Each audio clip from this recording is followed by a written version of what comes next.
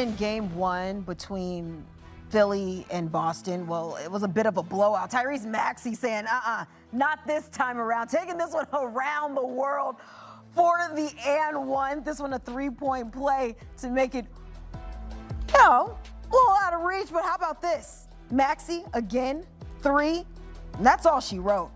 Boston just couldn't keep up this time. Tyrese Maxey having himself an outing, a 29-point night on 11 of 28 shooting, 5 of 12 from three-point land. Meanwhile, another big story of this game, VJ Edgecombe having a 30-point outing. He had scored, 16 in the second quarter alone. He was in and out of this game, but extremely efficient. Hey, Philly said, don't sleep on us yet. We're back. We're joined by CBS Sports NBA analyst John Gonzalez and former 16-year NBA pro Al Harrington. The Sixers coming up big with a response after that blowout loss in game one. And Al, we're going to talk about just individual performances in a second because they most definitely need to be acknowledged in this conversation. But outside of individual work, what impressed you most about how Philly responded? I mean, they really came out and they responded. I feel like, obviously, having Joel out, they had every reason to come in there and kind of just have the attitude like, we'll go after it in Philly. Hopefully the big fella's back. But they were fearless tonight. They came out. They got, I think, Paul George definitely helped, had a little vintage Paul George, early in the game. And then you look at, Maxey, obviously you kind of expect him to play at that level, but we got to give the rookie a lot of credit. I mean, he made big shot after big shot. His energy on both sides of the ball, especially defensively, he was coming up with big steals. I really take my hat off to VJ Edgecombe. Like, he played his behind off tonight. And ultimately, I feel like he was the X factor and the reason why they actually won this game. Yeah, Al's absolutely right. That backcourt was killer tonight for the Sixers. Maxey was great. Edgecombe was great. If we're talking about overall as a team, what surprised me about this is they lose by 32 in game one. And Al is right. They had more energy tonight. They had more fight in them. But I want to flag two things here.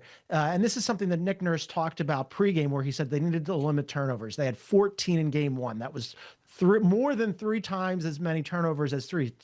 Tonight, just 7 turnovers. And then that 3-point shooting. They only made 4 threes in all of game one. Tonight, they make 19 of 39. They shot the absolute lights out, 49%. That'll help you, right? That'll give you a little bit of a boost when you're trying to find some offense. Hey, here's an idea. Knock down some shots on the road. And they absolutely did that tonight. And I think they stunned the Celtics. They certainly stunned me, Kiana. Yeah, I think they stunned a lot of people. I think maybe people are starting to write off Philly after that blowout that we did see in game one. But without Embiid, you guys are talking about it. I mean, Philly did need somebody else to really become a serious factor in this series. And we know what Maxey is capable of. He had himself a night, but can we just take a step back and look at VJ Edgecombe? Did he just announce himself in a huge way with this performance? I'd say so. I know. I'd say so. I'm just, I've been a big fan of his whole young career. Seeing him at Baylor, the way he played, his mental mentality, the way he approaches the game. I call him like a little bit like Russ, a little bit of Russ, a little bit. He has a little Russ in him. And, he just really took the ball by the horns in this game. He felt like it was opportunity for him to shine, and he shined, with the star of stars, and especially playing in Boston. Boston's a very tough place to play. You got Jayson Tatum, you got Jaylen Brown, you got a bunch of good players over there. And, he came in and he responded. He played at a super high level. And like I said, the fact that he was responding with the 3-ball, that's something that he's really not a strong suit of his game. But tonight he let it fly and he made big shot after big shot. Yeah, that Russ comparison is interesting, right? Because he has that same fearlessness, whether he's, shooting from deep. It's only his second playoff game, right? I mean, it's hard to learn how to play in the playoffs. And he looked like the moment was certainly not too big for him. And as Al mentioned, it's not easy to go on the road when you're a rookie and playing in Boston. That's a tough environment. And I would say, like, the one part of him that is, Russ, like in the fearlessness, they had the in-game interview with him, and he said, I don't care if a bigger guy is coming at me. You're going to have to go through me. I love that about him. I would like to say, though, and I think he demonstrated it tonight, looks like a better shooter already than Russ. Goes and hits 6 of 10 from 3, and they needed all of that. No disrespect to Russ, but like sometimes you don't want Russ cranking threes.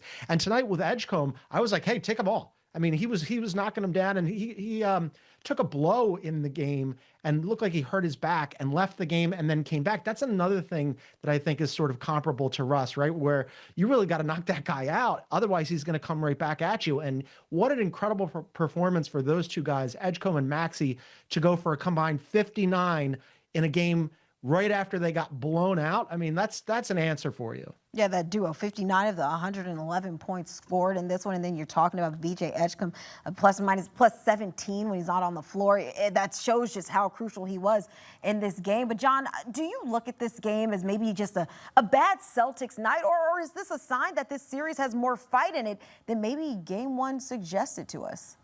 Kiana, you know me well enough, and Al's going to learn this about me. I've watched way too many Sixers games in my life to believe that this is going to be a series. I picked this to be a sweep. They got one on the road. I mean, that's a good result for them, but they haven't beaten the Celtics since 1982. That's a long time ago. I did the math. 4 years? I just did it again in my head. I have a hard time believing that they're going to get really into this series. So yes, it was a combination of they had a really good night and the Celtics didn't. And, you know, Jayson Tatum almost goes for a triple double. Jaylen Brown goes for 36. Nobody else showed up. Bad night from Derek White.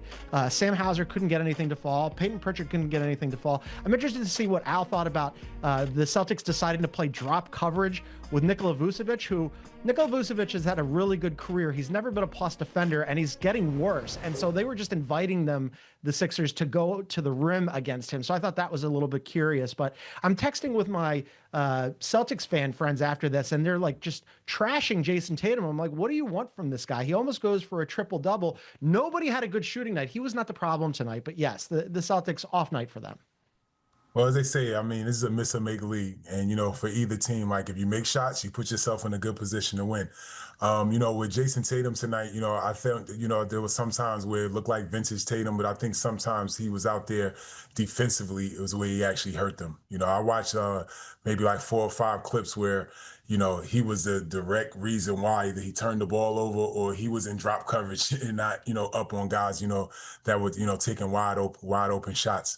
But I think that, you know, overall with Philadelphia, you know, if they can hit shots like that, they'll be in this series. But as we know, that's really not their strong suit to play at that high of a clip. And then we also know that the Celtics are going to play better. You know, all of their supporting cast tonight between Derek, Peyton Pritchard, you know, Sharman, you know, none of them really, you know, stepped up and made shots like they normally do.